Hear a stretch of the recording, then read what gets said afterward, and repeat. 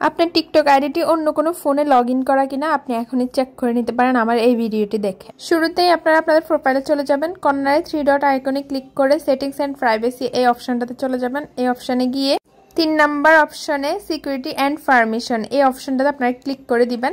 Click করে দেওয়ার পর এখানে অনেকগুলো অপশন আসবে, লেখা থাকবে security alert, security checkup, your device. এই ইউর ডিভাইস অপশনটাতে ক্লিক করে দিবেন। ক্লিক করলে আপনারা দেখবেন এখানে অনেকগুলো অপশন আছে, এখান থেকে আপনারা একটা একটা রিমুভ করবেন।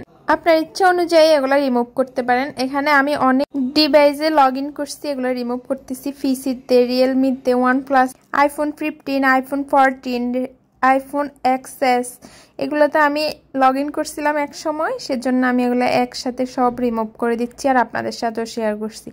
ভিডিওটা যদি ভালো লাগে অবশ্যই লাইক কমেন্ট শেয়ার করে দিবেন, আমার চ্যানেলটি সাবস্ক্রাইব করবেন, ফেসবুকে থাকলে অবশ্যই ফলো করে দিবেন, আমার পেজটি ফলো করে পাশে থাকবেন।